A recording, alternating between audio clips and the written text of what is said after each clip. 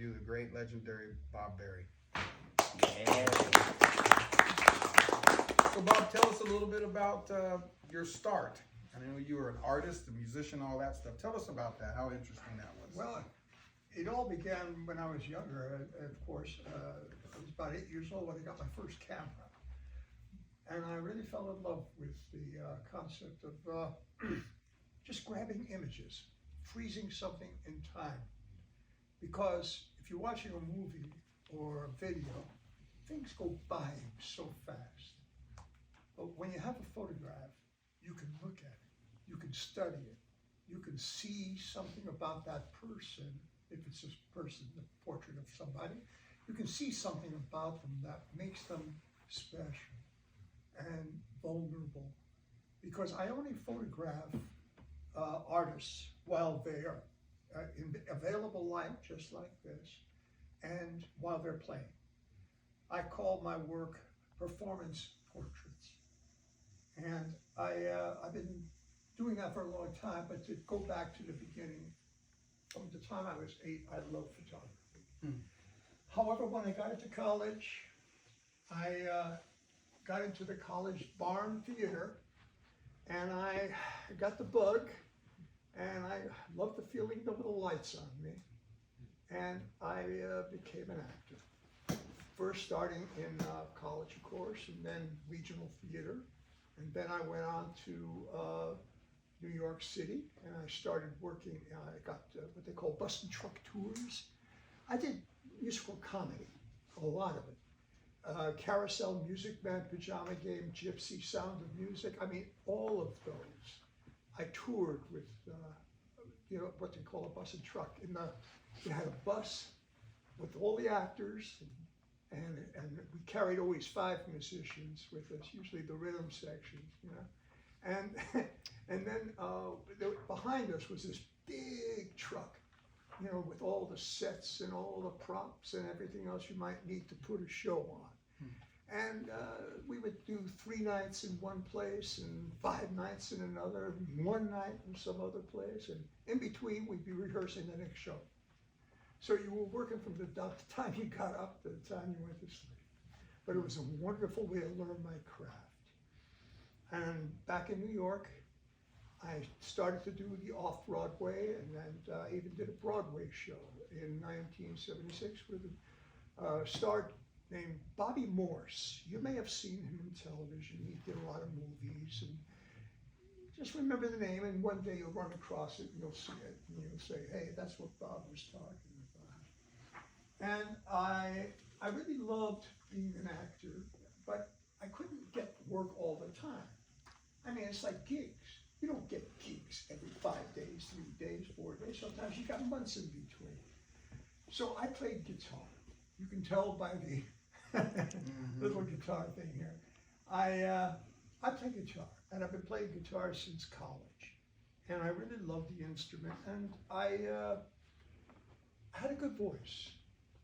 And I started putting together a little nightclub act, just me, a single. Playing the guitar and singing. And I work in restaurants and little hotel lounges and things like that. And I did that whenever I was not doing something else. And that's one of the things I want to discuss and tell you and share with you.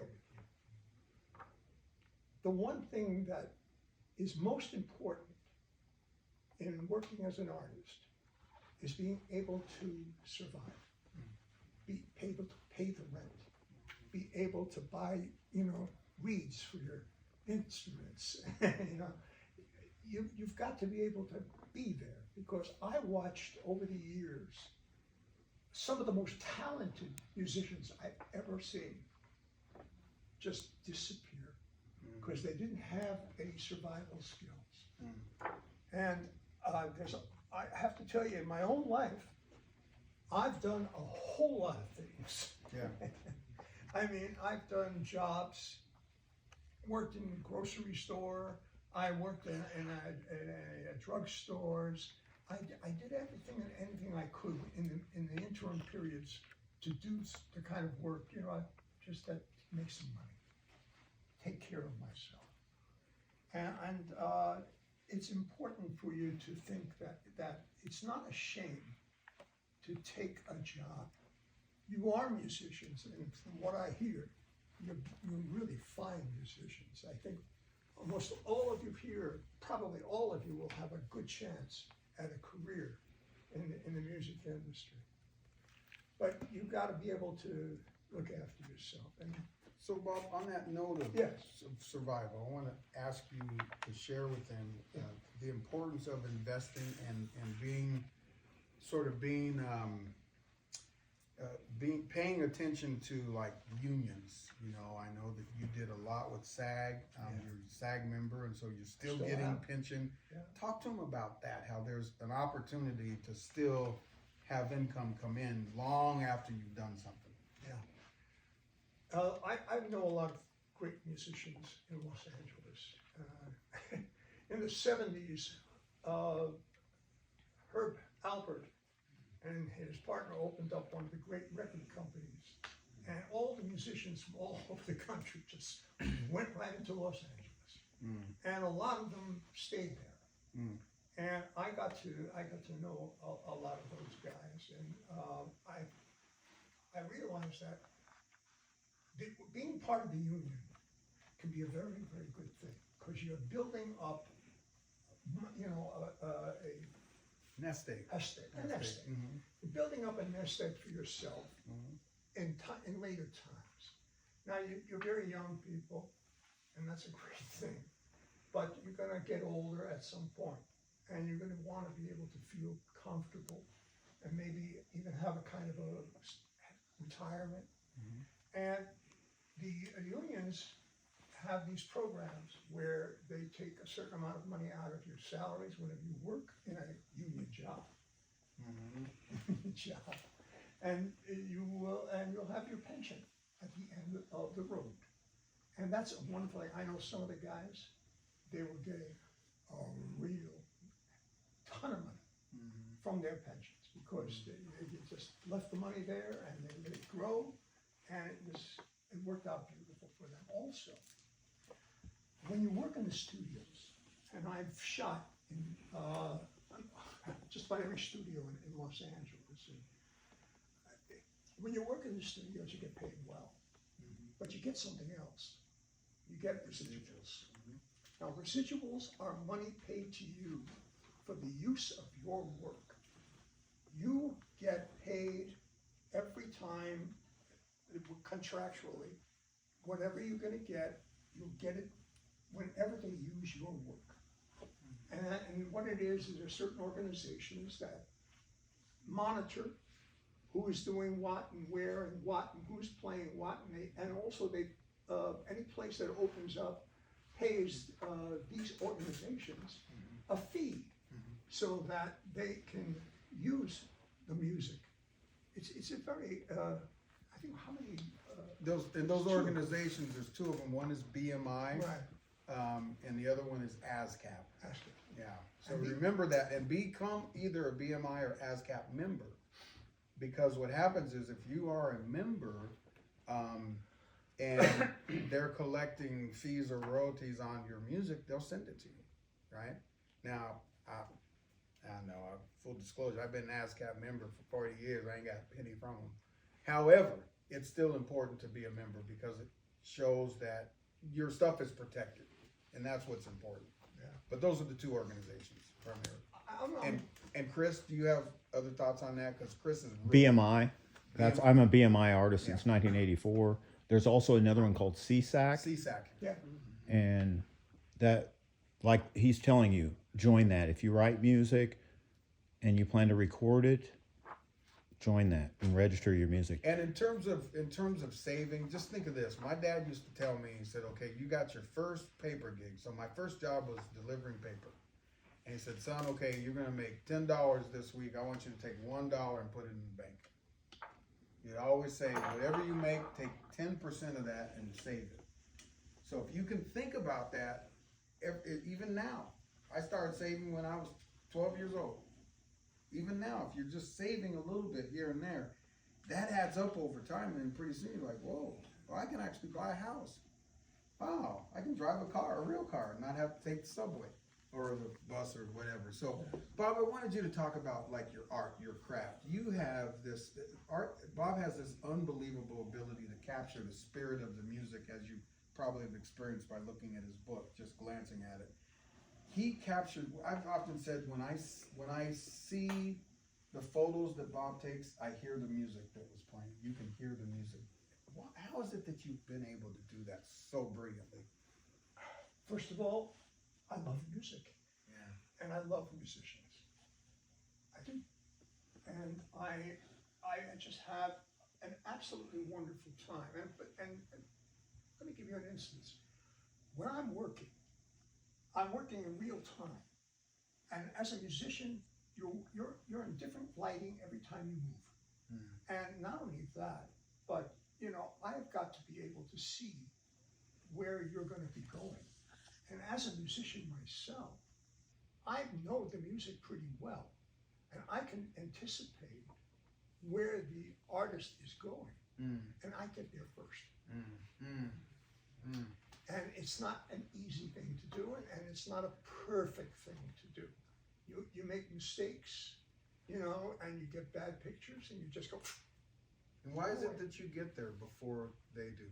What? Why is it that you get there before they do? Because I know what's going to happen. He's a musician. I know. I can see the crescendo. Right. I can see it building up to something, and I know that artist is going to be expressing a great deal of emotion, and it's going to be manifested physically as well as vocally. Let's say I'm shooting a singer, or if I'm shooting a musician. You know, some musicians are very, very stilted. They just want to stand and you know, they blow their horn and they never move, and that's it, you know, and once in a while they go, and that's all. And that's all you see. But there are others that have a great deal of, they move. They move, they are animated, you're having fun. They're absolutely enjoying themselves, and they are so in the moment. They don't know anything about me being there. I swear to you, one of the things I hear from every musician almost that I work with is, Jesus, I didn't know you were here. Is that how they say it? Yeah, I didn't know you were here. Yeah. And that's my job. Yeah. My job is to not be seen. Yeah. I'm a fly on a wall. Big fly. I knew what you were going to say. Huge fly. But I try my best not to get into anybody's sight lines, the audience, and I try to cover, you know, I have a different approach to it than a lot of jazz photographers. A lot of jazz photographers will only shoot the people they like. You know, they're big stars or something like that, and they want to shoot that one person, or the musician who they know, or something like that. I'm an archivist. I shoot the whole damn thing. I want from soup to nuts. I shoot the building. I shoot the people who work in there. I shoot the sound checks. I try to shoot an entire event because it's my mission really to be an archivist and capture an event, a whole event, not just a few minutes of it, but the whole thing. And I will. It's what I'm doing for you guys tonight. I just shot the first group. I'm going to be shooting the second group, correct? And is there a blend, or is it going to be all new? All new people. Right. All of you new people who just came in, I'm going to be working. You'll see me wander about. It's very hard for me to not see me in here. But, yeah. So Bob, you have, we've had so many discussions. If you can imagine being able to just sit with this man and just let him talk. And learn so much about life, and sit with his wonderful wife who's here, Sharon. Sharon Cannon's here. Where's Sharon? There you are. I'm trying to turn. Sharon is here as well, who's also a fabulous visual artist. She's an oil on canvas artist who spent many years in the corporate world, and you know, moved her company from a $3 million company to about what, 150 million at the end of the day. Close. So this lady's sharp, and I tell you what she's done in terms of Oil on Canvas is just spectacular. I had no idea that she was so good until the last visit. I was at their house in October and I saw these pieces. I said, my God, whose work is that? He said, that's Sharon's. So these people are so brilliant. And Bob and I've had so many conversations. I've just been able to absorb him. And one of the threads that we often talk about is inspiration. You know, he talks about people like Ray Avery and Kay Aubie and Herman Leonard, these great jazz photo artists of our time who have now gone to glory that were mentors of his. And I said, you know, for me, you know, the people, I've listened to Gary Burton and I listened to Mike Minieri, I studied with Mike Minieri, and I love David Samuels and Dave Friedman and all those guys, but Milt Jackson, Bobby Hutcherson, those are the cats I channel. That's like the spirit. So I asked Bob, I said, who's your Milt Jackson? Who's your Lionel Hampton? Who's your, you know, your Bobby Hutcherson in the photography world? And how can the inspiration from that, or how can we take how you've been inspired by these great artists? How can they do that in terms of moving forward in their careers? I stand on the shoulders of very great men. I didn't come into this world with this knowledge. This knowledge came to me through the generosity of other people. And somebody once told me a long time ago, you'll get as far as your friends will take you. And that is what I've been trying to, you know, to do in my life, to, you know, make friends. And these people who I worked for and with gave me a whole lot of knowledge. They wanted to share. Not everybody will do that. Not every musician you come up to and say, Jesus, I'd like to work with you, I'd like to study with you. A lot of the guys, you know, they're not into it. But there are some of them who will take you and they will say to you, okay, well, you really want to do this? Let's do it. And you will be mentored by them, as I was. I had some great people in my life. They didn't tell me what to do. They told me how it's done. Mm-hmm. That's the difference is I'm not emulating their work. Mm-hmm. I'm doing my work. My work looks nothing like Ray Avery's work or Bill Claxton's work or any of the other great jazz photographers I've known and gotten, you know, advice from or just totally mentored. Ray Avery mentored me. Mm. He even did a show with me. My very first show, I was, and I remember he walked up to me and he said, Bob, don't expect people to buy your work right away. Mm-hmm. It's very hard to sell artwork because, first of all, people have to have, you know, extra money in their life, and they also have, and this is the hardest thing, wall space. They don't have wall space. They're not going to take grandma down to put your picture up. So it's kind of like people who are collectors buy my work. People who are music fanatics buy my work. They buy their favorite artists, or they'll buy a group of people. You look in that book there. It's called Guitar Night, and I worked. There it is back there. Oh, yeah. Do you know, you ever hear of a guitarist named John Pisano? Yeah. John was one of my closest friends. He just passed away. And that's a hard. Yeah, he was a beautiful cat. He gave me this. Mm-hmm. He worked with Joe Pass for 10 years, worked with Peggy Lee for 10 years. He was in the Tijuana Brass from beginning to end. And he was one of the best people I've ever known. Mm-hmm. I met him in Los Angeles very casually. I went to a nightclub, and he and his wife used to do a little nightclub thing called the Flying Pisanos. And she would sing these. And one day John called me up, I don't know where, and he said, you know, Bob, I'm going to do this new thing. It's called Guitar Night. And what I'm going to do is try to get a venue, and I've got one now, and he said, I'm going to call one of my, great guitarist friends, and you're going to work with them, and it'll be with the bass player, and if they have a budget, each drummer, and it'll be 2 guitars, and that'll be it. Well, I went to the first guitar night, and I had no, expectations of anything, and my camera was sitting on my bureau, and I said, should I take it with me? Oh yeah, okay, I'll take it, And I took some really good film, at that time 1600 film was the fastest film I could buy, and I went to this club called Papa John in Sherman Oaks, California. It's on Ventura Boulevard. It's kind of like Broadway in the San Fernando Valley there.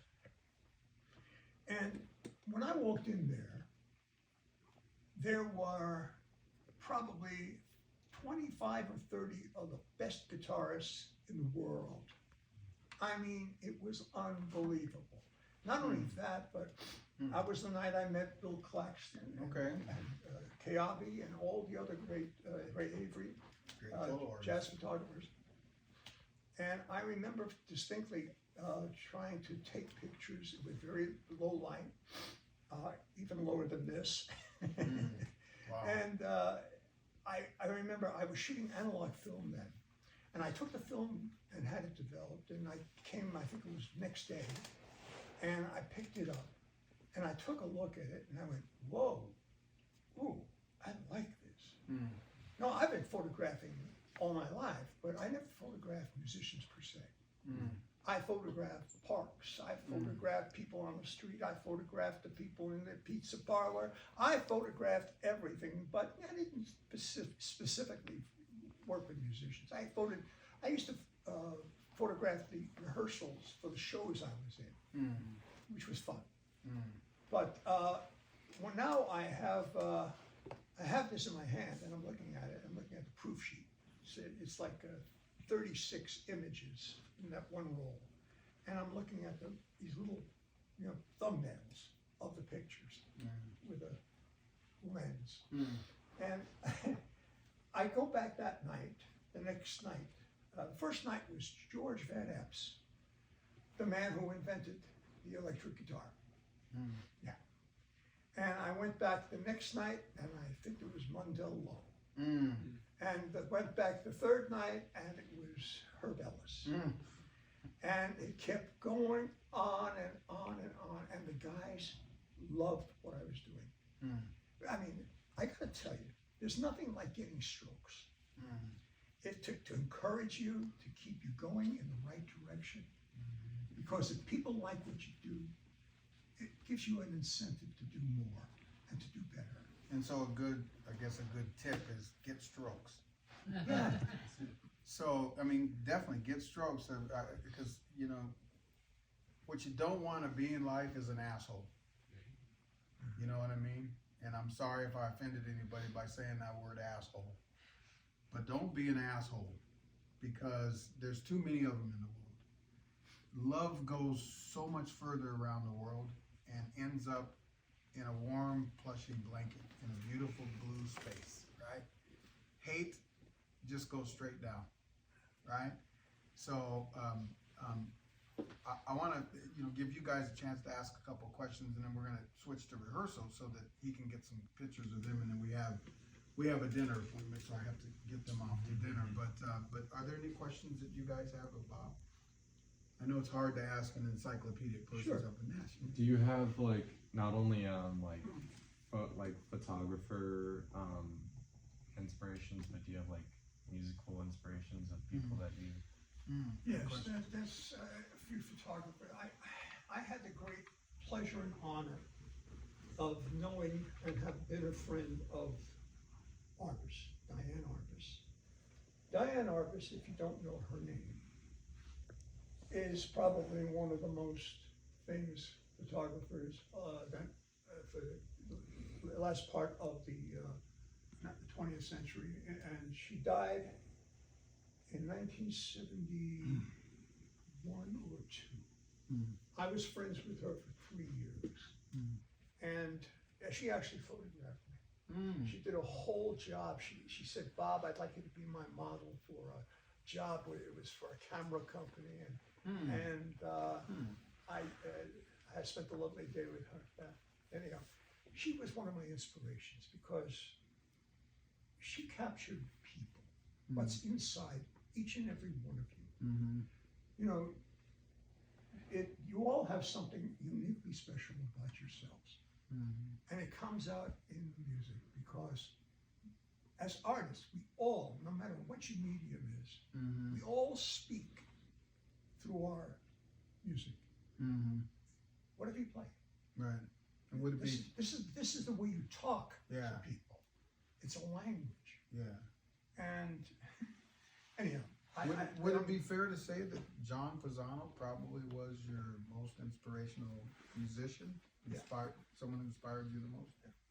he inspired me not only as a musician but as a person. Yeah. Generous, knowledgeable, had an enormous history, unbelievable history. I mean, it was, and he worked all the time with all the greats. You know, he would fly to Paris, work with what's her name, Diana Krall. Right. I forget things. Anyhow, he would go there. He did all this wonderful work. I remember his wife telling me, that he used to get residual checks. Remember residual? We talked about that. He would get $20,000 residual checks for maybe 6 months. Every 6 months, he would get that because all the music he did with Herb Alpert. Herb Alpert. Tijuana Brass. Yeah. Now you write your music. You keep your copyright. Right. You don't sell your music to anybody because your music is what's going to make you money. When you get out there and you start writing, and I'm sure all of you have sat down and written something, and when your tunes get recorded, the most money you're going to make is not the session fee you're going to get. Right. It's going to be from the residuals. Right. So keep that in mind. Right, I mean, right. I don't need to pontificate, but it's really important that you don't give away your music. Remember Phil Upchurch is a good dear friend of mine, and Phil did a lot of music in the late 50s, early 60s, and Phil, he was a big star back then, and still is. I mean, people adore him and his music. Phil never got any residuals from any of his work because he was working in a different world. And he married a woman who had great ability. You gave her a mouse and a computer, and she could run the world. An amazing woman. She went back and she found out all the songs that ever got paid for, and she went after the people who owned the rights of it. Went after them like an alligator. I mean, she really. I mean, for one of the songs, he ended up getting $55,000 from them. Not kidding. That's what you get because you've earned it. It's your money. So just keep that in mind. Any other questions? Yeah, I was looking for Phil. I think 49. I think it says on the first page.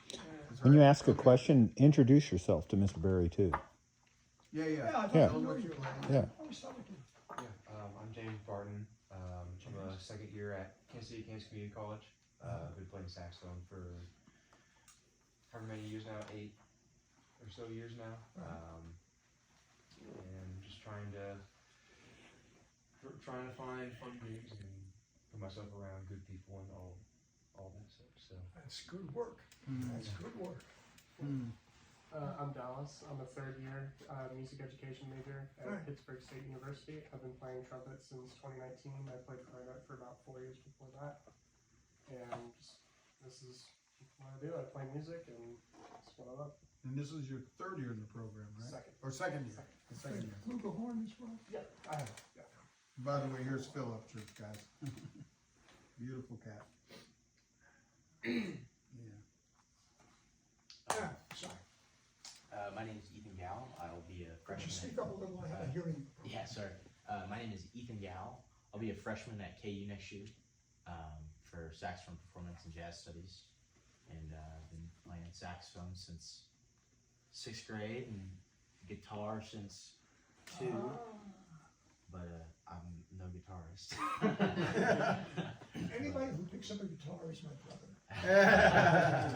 And you're all my brothers. Let me tell you something. You're part of a special club, a group of people who are a band of brothers. And your friends will support you. The guys in the band will help you. You will help them, and it goes back and forth. And that's one of the things I learned working with John Pisano. Because, I mean, the man was gracious beyond belief. No matter who he worked with, he would adapt their style while he's out there doing, comping for the other guitarists. And he just absolutely blended. Like, that's kind of the way it worked. Working together. And guitarists are funny because they're actually 3 kinds of instruments, really. They're a lead instrument, a rhythm instrument. And it's just, where's the third? I lost it. Oh, doesn't matter. Comping instrument, melodic Yeah, instrument. copying Percussion. melodic. Percussion. And drum. percussion. That's it. Anyhow, By the way, tell us who you are. yeah. I'm Nash Oland. I play piano. I grew up kind of classically trained, and then my mother forced me to She forced you. join. play jazz. She forced me to join the high school jazz band, and I met some really cool upperclassmen there. They kind of pulled me in a quartet. I started gigging kind of right away, and I just kind of fell in love with the music right away. So I'm a sophomore in high school, and yeah, it's been fun to discover this new genre. You said a very important word. Fell in love. You know what? Fell in love and fun. Yeah, Fun. You got to enjoy your work. yeah, Because if you don't like what you're doing, you're going to have a miserable life. yeah. Yeah. You got to love it. And from what I've heard so far, you do. Yeah. You got the passion. You got the love. Yeah. And you hold on to that because that's what's going to get you to the tough stuff. Yeah. Yeah. And our fearless woman of the group. Yes. Yeah, my name is Kelsey O'Donnell. I'm gonna be a senior in high school next year, and my jazz band needed a bass player at my high school, and I was like, it's high school, I'm gonna try new things. So I just did, and kind of similar situation. I met a lot of really cool upperclassmen from my school who got me into doing jam sessions and gigs and stuff, and they're the reason why I'm here. But yeah, I love playing with people is like the heart of it for me. So much fun with the things we can create and stuff. Beautiful. That's nice. I'd like to see more women in jazz. Yeah. I have to tell you this. One of the things I have arguments with, especially the old school guys, is women in jazz. And there's got to be more women in jazz. I know some brilliant artists, women in jazz, and it's so hard for them. It's harder for them to keep the gigs and get the gigs because guys are guys, Yeah. and sometimes they're not nice, Yeah. and I don't like that. Yeah. That's a whole nother story. I can talk to you all about my work as the director with IAJ, building that Sisters in Jazz program and trying to do things to help the women in jazz movement globally. It's hard work, you guys. I'll tell you what. I mean, there's a lot. There's racism, there's misogyny, there's intergenerationalness or whatever that phrase is, ageism, right? What's that? Sexism, I tell you, oh man. And so, it's very important that we treat each other with respect. And that we when we brought Tia Fuller in last summer, Tia wasn't messing around. I mean, it was so beautiful that all the guys that we had playing with her, all of us that played with her, we all were looking up to her like, and that's a beautiful thing because she deserves that. So, you know, I think you're right. It's a barrier that's maybe another conversation later on. I think we can dive into that and the importance of it. When you get into the classical world, orchestras, string sections are almost predominant, at least in Los Angeles, Mhm. female. Yeah. I mean, you know, viola, you know, violin, Mm-hmm. cello, Mm-hmm. almost all the women are in the string sections. Yeah. I don't know how that worked out, but it did. But they have inroads here and there, but they need to have more. So treat your lady friends well. See, we have a couple more guys to introduce, and then we're going to get you guys You're rehearsing. in the back. My name is Carlos Olivas. I've been playing drum set and percussion for about 6 years now. I just finished high school. I'm going to be attending KCKCC. Congratulations. Thank you. I just love learning music as much as I can. I try to learn everything that I can, especially with my instrument and other instruments. See how I can enhance everything when it comes to music. That's pretty much it. I guess you all play, you know, you have second instruments that you play. Everybody here? That's good. Very talented group. Beautiful, thank you. My name is Brett Carter. I just finished high school, and this next semester I'll be going to K-State to major in music ed and percussion Outstanding. performance. Go Cats! Yeah. That's where my wife teaches at K-State, so she's, go Cats, purple! I just love making music with great people, and it's allowed me to meet so many great people. So That's good. And you guys, I don't know if y'all know, you should hear Brett play marimba. This guy's ridiculous. This guy's ridiculous. So he's gonna be playing vibes on a tune in Watson Ensemble. So, and then this gentleman here. I'm Javier Cruz. I'll be a senior at Shawnee Mission Northwest High School next year. Been playing drums since maybe 5th, 6th grade. My second instrument, I love classical guitar and Oh my All God. right. anything electric too. You play classical? Yeah. Oh, so you have the old foot thing and Yeah, I you got do the full- whole, wow, how cool, the whole Chavez thing, right? Yeah, well, Beautiful. yeah. I don't know. I just like playing. It just feels good, like to play music, and You got the secret, my friend. You're doing something you enjoy and it feels good. it feels good. Yeah. Keep doing it. Do you improvise on guitar? I try to. Yeah. We'll have a conversation. I'm hearing something in Kamara that could be nice with guitar. It kind of comes out of nowhere. Beautiful. That's very nice to meet you. Very nice. And you, sir? My name is Emil McDaniel. I'm a student currently at KCKCC, and I play bass. I have played drums with Leon Brady, and I've done. Yeah. I've done We're learning all Who's your this. favorite bass? right now, Major Holly. Oh, my brother played with Major Holly. Oh, you Really? Yeah. Rich, you played with Major? Yes. Oh, beautiful. Yeah. I Who's aspire your to favorite drummer? Major Holly's on his album. Favorite drummer. Ooh. Hard, isn't it? Probably Nate Smith right now. Oh, Nate Smith. Okay. Kinfolk. I guess you all have favorite musicians. Probably Kamasi Washington right now. Oh, I know Kamasi. He's quite a man, quite an You interesting. photographed him, haven't you? Several times, yeah. Kamasi's a really, he's a very big guy. And he loves to wear his hair out. I mean, really. Mm-hmm. He's got a lot of dreads and stuff, and he wears very unusual clothing. You know, he's defined himself. He is who he is. And he doesn't care what anybody says about the way he dresses or the way he looks. Because when he gets out there and he plays, that is all over. something else. I shot him at the Ford Theater, Mm. and he blew the people away. Beautiful. Yeah, it was Wow. just wonderful. And he's a family man. He's got having babies about 3 or 4 years now, but he's got a kid. And he has a life, you know, having a life is an important thing too. You know, you can Yeah, live with yeah. the music all you want, Yeah, yeah. but you can't talk to your saxophone. It's not going to tell you anything. You know? Well, speaking of having a life, I know that we're gonna be meeting my wife at 6 o'clock, and I want to continue to have a life.